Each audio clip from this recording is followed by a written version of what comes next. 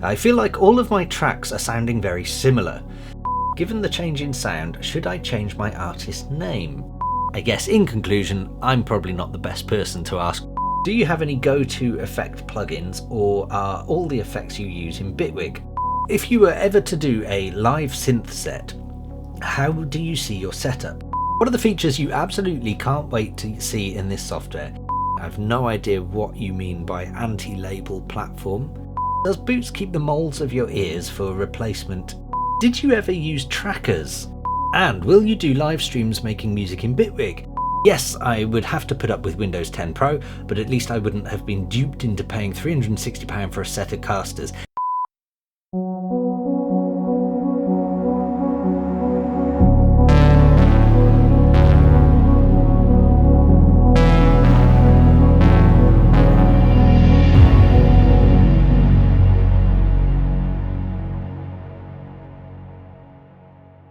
Hey guys, welcome to the Kane Audio vlog. It's Friday, it's time for another Ask Me Anything. Usual rules apply, comment anything you want below this video and I'll get back to you in next week's video. Before I go on to last week's questions, I need to cover house admin. Before I look at the questions, I want to say next week or this coming week will be Christmas on a Wednesday, I think. So first of all, Merry Christmas to everyone, because this is the last time I'll see you this side of Christmas. I hope you all have a good day. And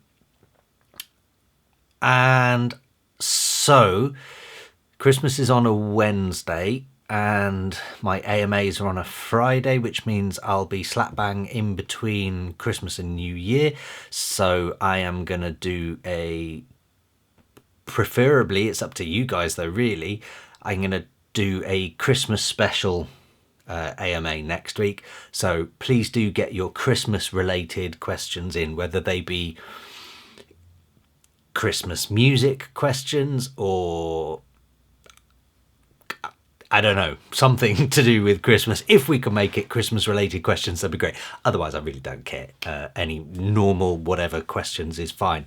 But it would be nice to do something a little bit different. So maybe if we sort of veer a bit more off the topic of music, I don't know.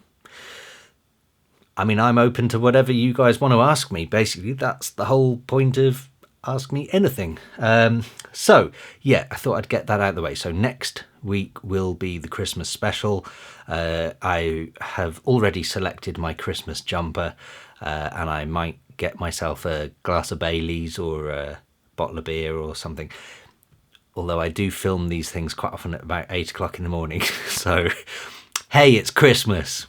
There we go. So yeah, Merry Christmas to everyone. House admin wise, what have I got to talk about? The tonal display playlist on Spotify, link below this video, I updated last week. That's all good. Oh, I got an email from Teespring today, who do the Kane Audio merch. If you want to buy a Kane Audio mug, t-shirt, hoodie, they are currently offering a 10% off deal if you quote Santa at the checkout, SANTA. So there we go, there's 10% off any Kane Audio merch or whatever if you quote Santa.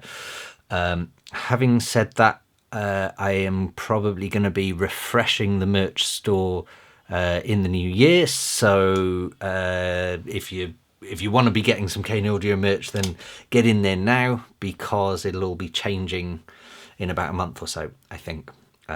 So yeah, so I've got some ideas there. And I think that is it for house admin. I can't think, what have I been doing this week? Watching Star Wars. I'm not going to give any spoilers, don't worry. But I loved it myself. I felt like it was because it's the last of the saga, so there were certain plot lines I think needed to happen, and I think there are certain things we wanted answers to. For me personally, I felt it was good. It was great. Really enjoyed it. As a standalone film, it was fantastic. As the end of an era, equally good. I think it closed off nicely. So yeah, that's my no spoiler review There we go. So let's have a look at last week's video, which was Ask Me Anything 82. Right, starting at the top, Gold Toast. Hi Dom, another week, another Q&A. Ibiza, high five. I feel like all of my tracks are sounding very similar.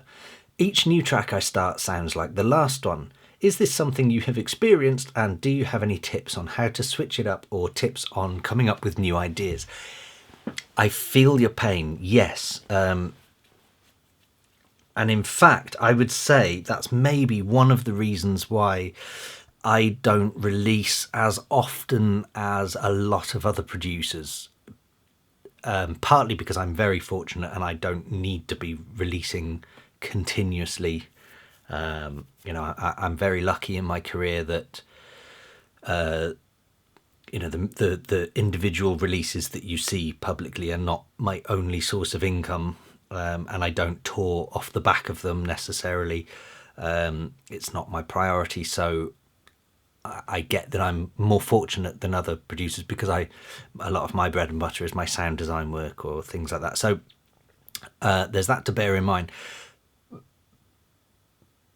But one of the reasons I don't release quite as often as a lot of other producers is because I don't want every one of my releases to sound like the last one, and I kind of struggle with that mentally. Where, I'll maybe make a new sound or a new something, and then I start another track and I find myself doing the same things. It's frustrating, it's tricky. One of my biggest mistakes is that I lack patience, and I think this is probably true for most of us. We lack a lot of patience, and by that I mean, so let's say, for example, I come up with I'll make it up, a trick in the hi-hats where I think, oh, that's an amazing trick in the hi-hats, sounds great. And then I do that track, finish it, everything's great, not a problem, move on, start a new track, and I come up with a great bass line and melody and whatever, and then I get to the hi-hats and I just think, oh, I just want some hi-hat, I want this to be ready already, so I end up just chucking the hi-hats from the last track or the kicks or whatever from the last track, and that's why it ends up sounding the same, is because I'm actually being lazy. I'm not starting from scratch every time. Similarly, maybe more importantly, with things like bass lines and melodies, it's so easy for us to make a new sound or just find a preset that we think this is a great sound, and then we just use it in everything we do. And it's, if I'm honest, it's probably laziness on my part that I end up doing that. However, I do also want my music to have a continual theme, so I don't want all of my tracks to sound too different, and it's about finding that balance, really. It's about being careful not to just copy paste your previous work, but to evolve that previous work, and I think that's kind of important. So, which leads me on to, it's good practice to use your last track as a point of reference and then make something better in the next attempt. But maybe that one isn't the one you release. So if you imagine, if I do track 1 and everything's great and I release that and it's successful, whatever, not a problem. Track 2 uses a lot of the parts from track 1, so it kind of sounds similar, and that's fine. Finish track 2, then move on to track 3, and track 3 uses parts of track 2, and then track 4 uses parts of track 3, but now you release track 4. And so now you release track 1 and you release track 4. Track 2 and 3, it doesn't matter what happens there. Chuck them in the bin or put them to the side or whatever. I think that's, to me, is a better way of taking advantage of your own laziness, basically. And that's kind of how I work. Which is why, for example, doing my album is such a big deal, because I did have 12 tracks. I've now cut it down to even less, but those 12 tracks came from probably 40, 50 tracks and you keep whittling it down. Just pick your best ones, and I guess that's kind of the point. So that's something.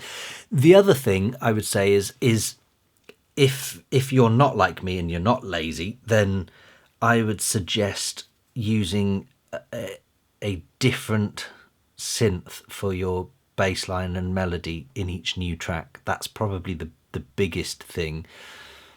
If you find a bass tone in a synth and you think this is my bass line sound, use something completely different in the next track, so that it forces you to sort of experiment, basically, and forces you to start all over again. I think that's probably the best advice I can give. Moving on. Nathan Zaskarinskis, Ibiza, high five. I do have a few questions, Dom. I took a bit of a break from music production this year. I felt like the right thing to do. It let me fully reevaluate my sound, which has led to a welcome change, and I will be posting a track on the group in the new year when it's fully finished. I may even get you to do the mix master on Audio if you're still using that. Yes, I am still on Audio, but I think I've done it by request only now or something. I need to check that, actually, especially over the holiday period. But yeah, cool, awesome if you're going to do that. This change has left me with a couple of questions, though. Given the change in sound, should I change my artist name? I'm divided on this. I've got releases on my current name, so it feels a bit stupid to change the name, but it's also quite a different style I'm making now. But I guess that shows versatility as an artist, ? So I once spoke to a publisher about this, because as you well know, I'm sure anyone watching this, my name is Dom Kane. That's how I release my music, under my name. I do produce other stuff under other names, but they're for entirely different projects and different companies and things like that. So it's more a publishing copyright type reason that I do that more than anything else. Also, I wouldn't want, if I did, for example, some dubstep or drum and bass or whatever, I wouldn't want that to come out under my own name, because I think that would be confusing for a lot of people. However, I remember talking to a publisher once where I had, I felt like I was producing loads of music. I was putting music out left, right and centre. This was a long time ago. And I remember talking to a publisher saying, I'm not sure if I should come up with an alias or something. And his response was basically, unless you're on the front cover of every possible electronic dance music magazine and you've run out of magazines to be on the front cover of, then you don't really need to change your alias. So I think that's oversimplified, if I'm honest, but I do kind of agree with that, for someone like, let's use Eric Prydz, who has Eric Prydz and Pryda. Those are his two big names. I'm sure there are more as well, but Eric Prydz stuff is generally the more commercial or commercially viable stuff, and then Pryda is the more undergroundy type stuff. For someone like that, of that stature, it makes sense, because Eric Prydz did Call on Me and became this huge global phenomenon overnight. And it was kind of cheesy and kind of commercial, and it was, pop. It was good pop music. It was a great track.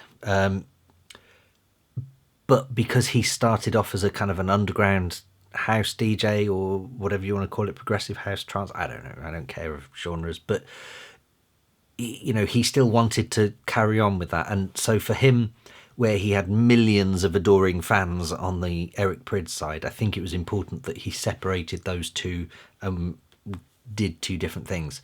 So again, going with my publisher's words, it made sense for him, because everybody, and I mean millions of people, knew him under one name and not the other, and they could just follow one, and that was fine. If you're going for, if he did Call on Me as Eric Prydz and then decided, I'm never going to do a commercial track in the rest of my life, I'm only going to do what we now know to be Pryda, then he could have just kept the Eric Prydz name and done Pryda stuff, and no one would have given a shit. I think they would have gone, oh, do you remember that one weird pop song he did? Why did he do that? I think that's about as far as it would go. So I guess what I'm trying to say is it depends on maybe how many fans you've got. I think for me personally, I don't have that many fans that would require me to change my name if I changed style entirely. Probably a bit tricky as I use my own name. I can't really change my actual name, but I'm hoping my ramblings here have helped you somewhat. Personally, I don't think you need to change a name. I guess that's what I'm kind of saying, really. I don't feel it's important. If you're changing style and carrying on with that style, then let history be history. And unless you've got a name that a new artist name that you think is a really cool name, and you've got a great idea for a logo and you want to brand yourself as that and all of that, then just don't bother, I guess, is my advice. So what if you've got a couple of tracks in your history that don't match up? Christ, I know I've got loads of tracks. If you look on probably Beatport, because I've put in a load of takedown requests of some of my old music from my own label and they haven't been honoured, but that's a whole different story. There's going to be some tracks that I wouldn't say embarrassed of, but I sort of feel a bit uneasy about being out there because they're just not what I'm about now, and they're just not really my thing anymore. But that's part of my history, and also, I started releasing music when I was 18, something like that. So that's a long time. I'm 37 now. There's a lot of releases out there. We got the best part of 20 years worth of releases. So I don't feel like changing my name. And in fact, I've mentioned before with my album, I'm kind of changing direction-ish at the minute. I'm still very much doing my Mousetrap sound stuff, but I'm kind of also dabbling with more electronica stuff, and I don't think a name change has even occurred to me, if I'm honest. But again, it depends on your goals. Again, I have to keep reminding myself that I'm very lucky that maybe I don't need to. But for some people who are really going to push, I think if you've got a plan, a strategy of... I didn't think it was going to be a long rant, this, sorry. But I feel like if you've got a strategy of you want to dominate this club scene and do this and get these gigs in these places and collaborate with these people, and, you really want to go down this one very narrow route, and you've got a cool name of whatever artist you want to be and a great logo, and you want everything to brand in together. Let's say you want to be the new Deadmau5 or whatever. Then yeah, go for a name change because you want a complete cut off of history. You want to separate yourself from your history and move forward just with this one brand. Personally, I'm not about that. I think pretty much anyone watching these knows I'm not a big brand, and I don't try to be one. I don't really have a logo. It's not part of my image. Look at the clothes I wear. I wear a £3 t-shirt. I'm not into image. So that's, I guess, in conclusion, I'm probably not the best person to ask, but that's my opinion on all of that. So there we go. Also, is that where I'm at? Yes. Also, I did ask on the group, but thought I'd ask you too. Do you have any go-to effect plugins, or are all the effects you use in Bitwig? I've seen a lot of VST compressors, which are meant to emulate certain models, but can't help but think that that's a marketing ploy. Yeah, so I kind of struggle with that. First and foremost, 99% of the VSTs I use are in Bitwig. However, my caveat to that is I separate my production and my mixdown jobs. They're in two different doors. They're in two different setups. It's all very different. So my production is all in Bitwig, and my mixdown, mastering, anything like that is done in Mixbus 32C.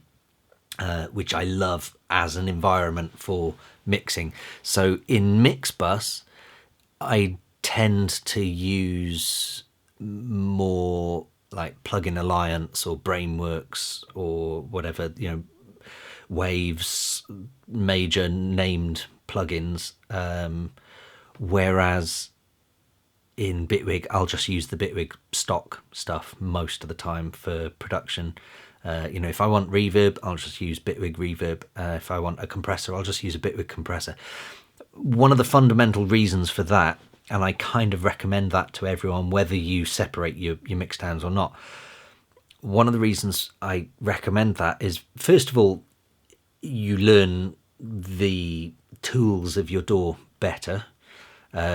Second of all, it means if you go to someone else's studio or use a new computer or a different computer or whatever, you've still got everything built in.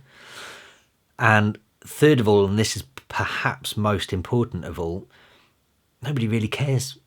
If you think a lead synth needs a dash of reverb, then you just stick on a dash of reverb. There's no need to, it doesn't matter whether you're using Brainworks Rooms or the UAD Proverb or built-in Bitwig reverb.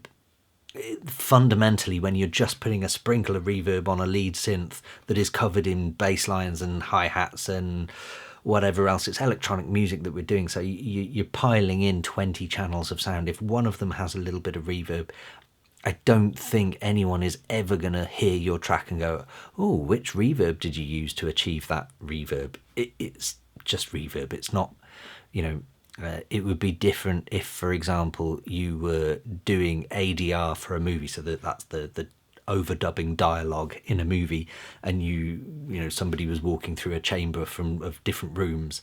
Then clearly you need to be very, very particular about which reverb unit it is you're using.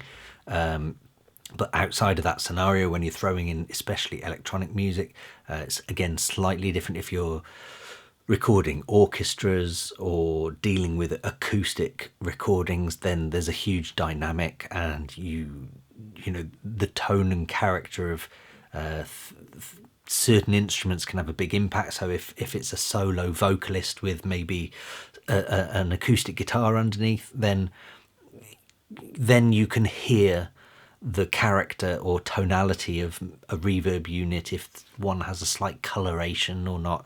It can be quite a big impact, especially with things like microphones. There's a reason people love the Neumann U87 or whatever. It's because they have their own character. But if you're doing electronic music, I think for the most part it's kind of irrelevant on which reverb you use, because we're not using reverb to introduce character to a sound. We're using reverb because we just want a bit of reverb, because we're filling in a gap. So it's an entirely different reason that we're using those things. So that's another rant. That's how I feel about using third-party plugins and effects. So yeah, generally production-wise, I don't tend to veer outside of Bitwig's own stuff. I get the odd one because I have the Native Instruments Complete, which I highly recommend to anyone. Because of that, they throw in some effects here and there. There's a couple of compressors and whatever, and transient master and stuff. There's a few bits and pieces that I might, because they're on my computer, I'll go, I'll chuck that on and try and see how that sounds. And again, because I do mix and mastering and I use things like the Waves bundles, I even thinking about that, actually, have I ever really used any Waves plugins in a production before the mixdown? No, I don't think so. No, I haven't. And I know there's reverb and lovely compressors and, the C1 to the L1 to whatever else. And I know I have like the Plugin Alliance Lindell stuff, which again, I might use in mix and mastering, but production-wise, I don't use. So there's kind of a yes and no in there, because I treat those jobs as separate. Production, I don't use any third-party stuff really when it comes to effects. Now moving on to mixdown, I suppose I use a few compressors and a few different channel strips, but again, I don't use them for the specific reasons of them being, oh, this reverb has a nice character or whatever. Again, it's usually just, I need some reverb, here's some reverb, that'll do, that's reverb. So hopefully that kind of helps, I guess, or probably doesn't help at all. So there we go. Do I have any go-to effects plugins? Not really. I mean, when it comes to EQ and compression, I'm a huge fan of Brainworks. The guy who behind Brainworks, Dirk Ulrich, is just a fantastic mathematician, and I think his plugins are incredible. Not only mathematically brilliant, but user interface is fantastic as well. So I would always recommend go to pluginalliance.com or net. Google Plugin Alliance, you can't go wrong. But they have all the access to sales of all the Brainworks stuff, and there's a bunch of other stuff in there as well. Well worth trying out. I would highly recommend their plugins if you're looking for good quality go-to compressors. They've got the multi-band compressor like the XL. They've got the mid-side EQ called BX Digital, I think they call it. And there's a whole bunch there. Definitely check them out. They've got a mastering compressor. They've got all sorts. So yeah, those are probably my most go-to in the mix and master section anyway. Jockemeyer, it was me that did the drum and bass remix under the name of Torch. I only did it to stand out. Well, it did stand out, so job well done there. I usually write melodic techno / progressive house. I'm still growing and learning, so I agree with your decision not to choose me. Question: if you were ever to do so first of all, your Mousetrap remix, I did really like it and it did stand out, and I think that's important that I make that clear, that it did stand out, because I know I've used it as an example when talking about these things several times before. So that can only be a good thing. And I really liked the approach you took to it. I really liked the overall track that you did. I just felt that, I think, and again, I must have said this already because you're agreeing with it. So I just felt like the drum and bass wasn't necessarily the gap that Mousetrap had at that point in time to move forward and continue releasing more stuff. And if you say that you don't even normally do drum and bass, then actually I'm glad I didn't choose you, because you'd have been stuck doing drum and bass. Not that that's a bad thing, but if that's not your normal thing, then could have got messy. Who knows? I don't know. But it certainly would have probably just been a one-off for you. Whereas Systemas, who did win that competition, is now a Mousetrap artist. To my understanding, I think he's releasing somewhat regularly. I've seen at least one EP from him. So so he's gone on to move into that Mousetrap world, which is great to see. Question: if you were ever to do a live synth set, how do you see your setup? I'm thinking like Stefan Bodzin or iMusic.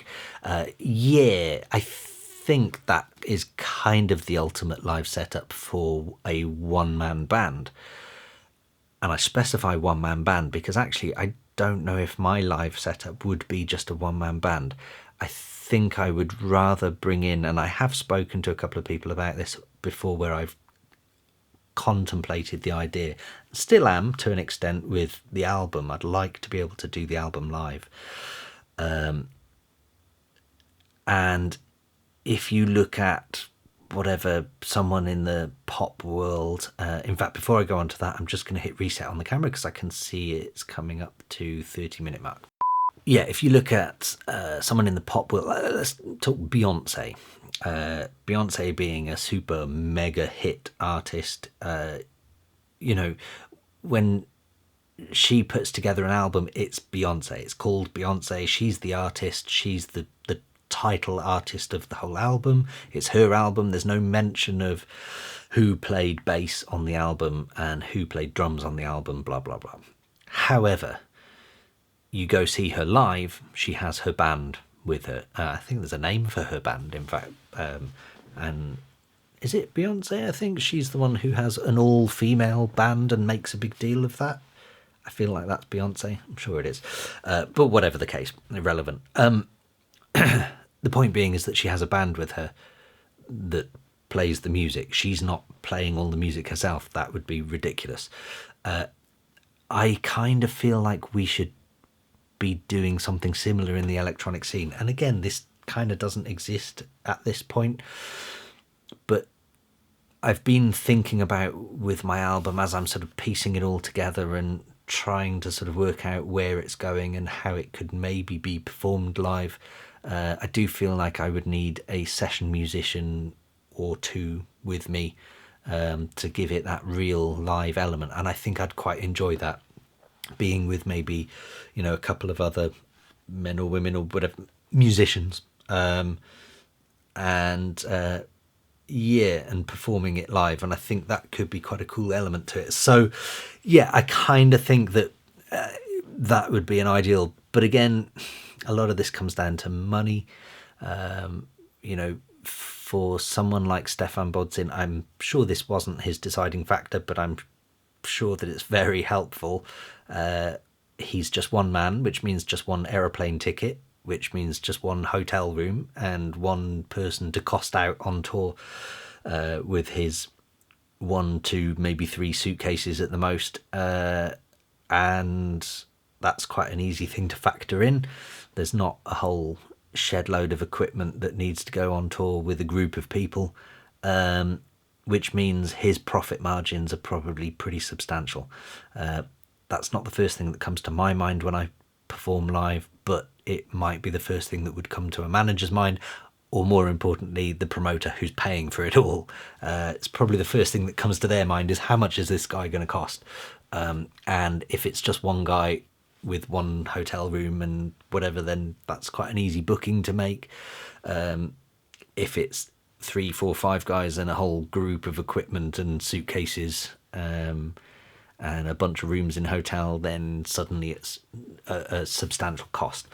So if we weren't to think of all of that, then ideally I'd like probably 2 people on stage with me, and I'd like it to be sort of a group thing, basically me and my band, or band being electronic stuff. At the very least, a live drummer on electronic drums, and probably a keyboardist or something like that, preferably one that can sing, because it'd be quite nice to have vocals as well. But I think I'd have to be able to, and this is where it becomes tricky, is for me personally, I think I'd have to do a live show that I can do on my own as a laptop to offer promoters or smaller venues an affordable option, I suppose, and then there'd be the full option for bigger stages. So that then makes it really complicated to do. It's probably easier if, for example, you're someone as big as deadmau5 who has a global following. He can command huge sums of money, which means he can say, I want this huge team of people, this massive cube on stage, I want everything, the whole shebang. And then the cheap option is him doing a DJ set. It makes it quite an easy option for the promoter to choose. You've either got the budget or not the budget. So I guess that's kind of the point, if that makes sense. There we go. Fanfan87, salut Dom, Ibiza, high five. Christmas before Christmas, I just purchased Bitwig with their special offer until January 7th. I fell in love with the grid as planned, the easy workflow, very, very close to Ableton, so I don't feel lost at all. Yeah, I kind of felt lost moving from Ableton to Bitwig, because there were a couple of things that were like the keyboard shortcuts were the other way round, I think, and like the mouse zoom, I still to this day, where you grab and pull down to zoom in or out, and it's the opposite, you pull up to zoom in or out on Ableton. And there are a few things like that I still go, is it up or down? I still get confused, and that's after years of doing it all day every day. But maybe that's just me because I'm an idiot. So, being crazy about distortion units, I'm a bit disappointed about the only 3 units available at the moment. When in Ableton, I use a lot erosion, don't even know it, vinyl distortion, pedal and saturator. But the customization of shortcuts are so cool, great reverb, and really can't wait about having a CV converter to modulate my Eurorack with built-in Bitwig modulators. Yeah, so the distortion thing, I suppose, stuff like that, I don't tend to use much distortion or saturation on stuff, so it doesn't tend to bother me too much. But yeah, I guess using a third-party one might be worthwhile there. I know Native Instruments do Guitar Rig. You've probably got almost infinite options there. Might be worth looking at something like Guitar Rig if you're a big fan of distortion, because it's awesome, basically. So there we go. Reverb, yeah, I'm happy with that. It is, it's very controllable, and their delays I like as well. CV converter, yeah. So I never really got into the whole Eurocrack thing, but can see myself getting lost in a wormhole with using the grid plus CV ins and outs plus real world analog modules. Yeah. I mean, yeah, I'd lose my life doing that, I think. My question, what are the features you absolutely can't wait to see in this software? More stock plugins, new features, etc. Do you know what? I get asked that a fair amount, not necessarily in these AMAs, but in other places. And I always struggle to think, especially with Bitwig, because I always said when I was an Ableton user and people would ask me that about Ableton, I could always say things like envelope followers. I love envelope followers because you can get really weirdly creative with stuff like that. And I always liked the idea of being able to LFO and LFO off an LFO to really just introduce controlled randomization, if there was such a thing. But with Bitwig, in fact, it was only yesterday I wanted a sound that is, so I was creating on a different project. It's a sync project, and I created a sort of a swell sound that was almost like the ocean just coming in and out, and this swell of white noise, but I wanted it to have some sort of life, and so I ended up putting some reverb on it, making it really wet reverb, and then stuck a low pass filter on that, and on the low pass filter I then stuck an LFO unit that modulated the cutoff point in a very quick fluttering way, and then added in another LFO unit to LFO the depth of that, and then added the depth of the first LFO, and then added another LFO. I can't remember why, but this one had a randomized noise factor that triggered, must have been the speed of the second LFO. So it basically meant that every now and then there was just this random flutter of white noise occurring inside a huge swell that kept swelling in and out, and to me it became the sort of crashing waves and whatever, and it just made this natural sound. Stuff like that I couldn't have dreamt of doing without having known that this is where LFOs and modulators could go. So to see things like this go with the grid and whatever is just the possibilities of Bitwig now are just almost limitless, far more than my imagination can give me. So yeah, I really struggle with coming up with what would I like to see next. I honestly don't know. Someone mentioned a few weeks ago, I don't know if it was you, but someone mentioned a few weeks ago in these AMAs the micro pitch in Bitwig 3.1, and I think someone was not slagging it off at all. They were saying a positive thing, but they were sort of saying that they couldn't really see where it would be used, and that shows that Bitwig are thinking beyond just the electronic dance music thing. And if you now look on, since you're sat on YouTube, open up another tab and have a look for the Bitwig 3.1 micro pitch video. It's awesome. And you look at it and you know, when you first hear about micro pitch and you think, yeah, okay, that's something, and then you see what it's truly capable of inside Bitwig. To me, it's just mind-blowing. The whole team at Bitwig I mean, they're living about 100 years in the future. They are awesome. Anyway, so in terms of stock plugins and whatever, I really couldn't name any more. I'd like to see some more distortion, like with Ableton's amp and stuff like that. I think that would be quite nice in Bitwig. I would maybe like to see some slightly better multi-band compression, but I'm not hugely fussed on that. Yeah, there's not really much that I can think of. Cavacay, hey Dom, Ibiza, high five. Cheers for the crackling advice. Makes total sense. I can't believe I didn't twig about the moisture. That's the key. I think that is the key, is the moisture. I could be completely wrong, but I feel like that's the thing that changed it for me anyway. I'm liking the label idea. Definitely an interesting proposition to have you curating an eclectic catalogue in the way you described. Sounds a bit like a more electronic focused version of Erased Tapes, perhaps. I'm a big fan of Erased Tapes, so that would be good. Yeah. Have you checked out tune.co? No, I haven't. It's like an anti-label platform, but there might be some ideas you could nab. I will open that in a new tab right now, just so that it's there. I've no idea what you mean by anti-label platform without looking at the website, and I'm not going to look at it while I'm filming an AMA, but I'm curious. There we go. In response to your question, a left field mixdown sounds good to me. A question about your previous mixdown course. Do you know the title? I subscribed to Sonic Academy recently. I found one called Mixing Voices in My Head. That's the one. Was the mixdown course done using Mixbus? Yes, it was. It was done using Mixbus.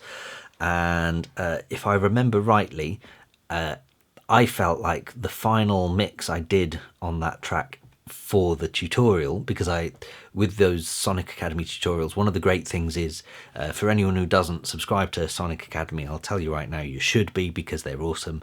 One of the good things with their tutorials is they ask you to start from scratch, so it's not just a walkthrough of, oh yeah, I did this to the bass line, but I'm not going to show you how. It's let's create that bass line from scratch. So the same again with the mixdown. I think I go from actually exporting everything from Bitwig and explain how I do that, and more importantly why I do it, and then importing it into Mixbus and sort of going through my thought process of the whole mixdown as well as the technique. So yeah, that's one good thing with Sonic Academy. But if I remember rightly, my mixdown from the tutorial came out much better than the actual mixdown that got released, which is a bit annoying, but hey, you live and learn. So yes, that was it. Does Boots keep the molds of your ears for... Oh, the other question. Does Boots keep the molds of your ears for replacement earplugs? I don't know. And in all honesty, it was a long, long time ago I got mine done, and I've looked after them, so I've not needed any replacement ones. How old am I now? Must be coming up to 10 years I've had those. So if you're a nerd like me that doesn't tend to lose stuff or put stuff in a wrong pocket with sharp objects or whatever, then I can tell you right now the silicon lasts at least 10 years. So I've not needed to go back for any more. Obviously my ears haven't changed shape. So I honestly don't know. I've not even thought about whether they keep it or not.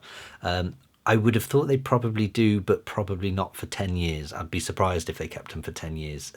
I would imagine it's just a year or two. But in all honesty, if you got some done, do you need to get more done unless you lose them? I guess you just go back. You've still got to pay for... I don't think you're paying for the molds to be taken anyway. You're paying for the product to arrive. So if you lost yours, you're probably better off just going back to Boots and getting them remolded anyway. I don't know. Ask Boots, I guess. Yeah, but good question. It's interesting. Or do you have to go through the injection process each time? Very useful info about Boots earplugs. I had no idea they offered that service. I bought my earplugs online. They are quite effective and have the same inserts you were talking about, but the earplugs don't stay in my ears very well. Well, these ones, do you know what? I wish I remembered where I put them. I think they're in my coat pocket usually. Yeah, so the way you put them in, because they're probably about a centimetre deep, so you kind of have to put them in almost sideways into your ear and then twist at the same time as you put it in, and it's like a little pipe that goes down your ear canal as you twist it in, basically. Well, that's how it is for my ears. Other people's ears could be different, I guess. But yeah, you sort of twist it in, and there's a little notch at the bottom because of the shape of your ear, there's a notch at the bottom by your lobe. And so, yeah, once you've learned the knack to getting them in, they ain't coming out, basically. So if your earplugs keep coming out, then definitely worth going for these things. P.S. Watch The Expanse. Season 4 was just released, so you have a lot of catching up to do. Just watch the first episode to the end. I'm prepared to wager that you'll be hooked by then. So I've been thinking about this during the week, because there have been a few occasions where I've thought I need to start watching The Expanse. However, finding time for new TV shows is a bit of a struggle at the moment, especially having a newborn baby in the house. I mean, watching TV at the best of times is not the easiest thing on earth now. However, especially having a girlfriend who's not particularly into sci-fi, gasp. So I was thinking, at the moment, what I tend to do is I like shitty comedies. I'm a huge fan of Friends. In fact, regular followers of this AMA will know that I confessed a few weeks ago to being an avid fan of the Chris Moyles podcast. So yeah, shitty comedy is great. But I'm a huge Friends fan, so I've always watched Friends over and over and over again. But I do like a sitcom in the evening. So at the moment, I'm going through How I Met Your Mother.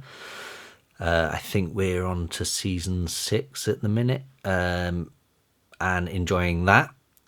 And so there are seasons of stuff like, obviously, Stranger Things we watch avidly, all of those. So I think when it comes to a point where we don't have anything pressing to watch, so at the moment, I need to at least finish watching How I Met Your Mother, and I don't think we're far off. Like I say, I think we're on season 6 now, and we're watching at least 2 or 3 episodes a night. So yeah, probably won't be long with that, and then I guess I can try and persuade her to try and watch The Expanse. Otherwise, I'll watch it in my own time, but that might take even longer. So do keep reminding me, is what I'm saying. Because yeah, I do want to watch it, and you're not the first person to tell me to watch The Expanse either, so I need someone to keep reminding me. So yeah, I will definitely at least watch the first episode. Klaus Lund. No need to read out loud. Okay. Thank you very much. Now read out loud the question. Did you ever use trackers? Renoise, Fast Tracker, Mod Tracker, Amiga, C64, etc. So yes, I did. And I wrongly commented something recently because I got confused. I said Atari ST. No, I said Atari 2600 because I was thinking in my head ARP 2600, but it was the Atari ST, not the Atari 2600, because the 2600 was a gaming machine, if I've got that right.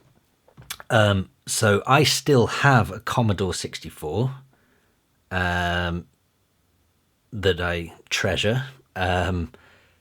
So yeah, trackers were definitely a thing. In fact, I learnt, and I think I've covered this before, but probably didn't mention the tracker element.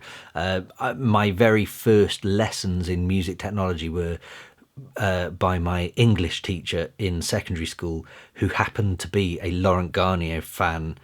And in break time, he was an English teacher, so he didn't teach music or anything, but in lunch break, it was like every Tuesday lunchtime, he would go to the music room, and there was an Atari ST there and a couple of MIDI keyboards and he taught me, and I think there was one other kid who would go every Tuesday. It wasn't even official, I don't think, but he'd just show us how to plug in MIDI cables and how to work. There was a 4-track tape recorder in the room.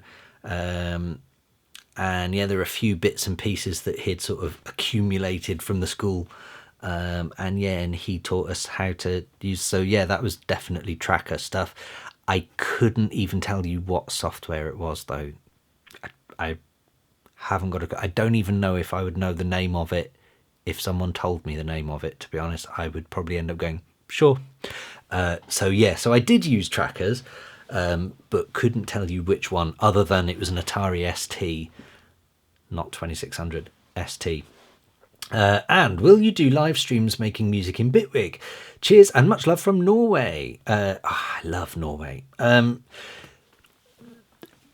Yes, I'm hoping to do some live streams in Bitwig once I've got the next studio done. So for those that are new to the channel, I am planning on building a studio in the garden that I really wanted to have done already. But again, those of you who are new to the channel, I have a newborn baby, so priorities slightly change. And I have this back room in the house at the minute as the temporary studio, which is fine. But at some point, we're going to need to make a bedroom for a baby, so this room needs to go. So garden studio it is. So I think once I've got that set up, I'm not in the best Wi-Fi area in the house here, although I am getting pretty much 200 meg, so it's not too bad.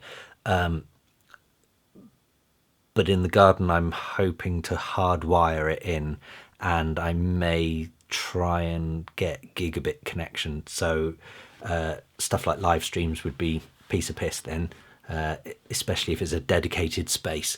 I'm also kind of curious with this YouTube channel how well it goes, if it goes anywhere at all, who knows. At the moment, I'll be honest, it's only these AMAs that are really getting put out, so I can't imagine it's ever going to be hugely successful, but it is one of those things that I'm aware of that I think actually I'd like to do some live stream stuff. So yeah, it's in the pipelines. And there we go. Cavacase replied saying, live streams would be amazing. I love Polarity's live streams. I wish they were more often. And St. Nicholas has replied saying, have you got a link, please? Yeah, by all means, if you've got a link, or I could just Google it, I suppose, Polarity live stream probably. Yeah, I do like the live stream thing, and I'm kind of thinking once I've got my album out the way and once I've got the garden studio built, then it'd be quite nice to be able to, I think the pressure's off then. At the moment, I feel like the pressure's on with the album where I need it to be my best ever work. It just, in my head, it has to be my best ever work that I'm most proud of. So I really stew on chords and things. So, you know, there are a few chord progressions where I've spent maybe 2 or 3 hours just moving one note in a chord and listening to an entire loop of, you know, a 16-bar chord progression over and over again. And I'm changing one note going, that's not where I want it to sit. And then I'll rewrite the entire chord progression. So I feel like a live stream of that would probably be really, really boring. So yeah, there we go. Andrew Hollis, Ibiza, high five. Yeah, my 50k Mac was tongue-in-cheek. Yeah, I assumed it was. However, taking the entry-level Mac Pro at $5,500, I thought, what kind of Windows PC could I get for that? Here are the highlights. I'm not going to read this all out, but you're basically looking at an 18-core, 4 gigahertz turbo beast of a machine, basically 64 gig of DDR4. Yeah, super fast hard drives, you name it, the works, and that comes in at $5,500. Yes, I would have to put up with Windows 10 Pro, but at least I wouldn't have been duped into paying £360 for a set of casters. Yeah, that's one thing that always annoyed me about Apple. Their peripherals are always overpriced in things like do you remember the cheap shit headphones you used to get with the iPhone 3G or 4G or whatever, and they were like 10 or 15 quid or whatever, and you're just like, really though? I mean, they're no better than £2 Chinese rip-off ones. Same as the caster wheels, 360 quid. It's a lot of money. But yeah, there we go. If plugin vendors start compiling Linux versions without the need for Wine or other wrappers, I would switch as soon as I could. Yeah, so I just have issues with Windows. Like I said, with the Windows PC down there that's now my half-done Hackintosh. When I first got that PC, it was for a Windows-specific project, so I had to use Windows, and I remember thinking initially, Windows 10 isn't so bad, maybe I could switch to Windows.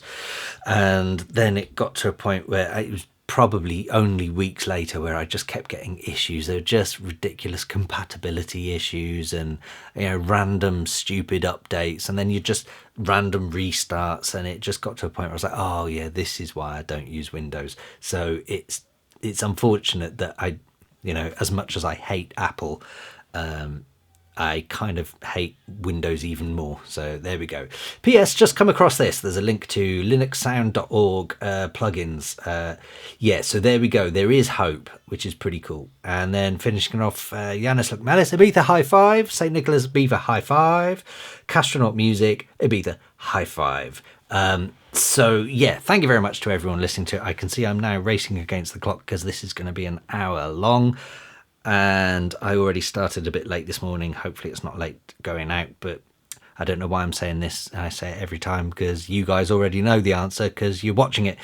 So thank you very much for watching this far into the video. If you've made it this far into the video, then prove you have by commenting the word vibe, because a video suggests I should watch Vibe City Hip Hop and Funky Groove, which is an odd recommendation for YouTube. I don't know why they've done that. Anyway, I will see you this time next week for the Christmas special. Don't forget, ask me your Christmas related questions, or non-Christmas related, it really doesn't matter. But I'm going to wear a Christmas jumper and maybe have an alcoholic beverage, and we'll see where it goes. See you this time next week. Cheers.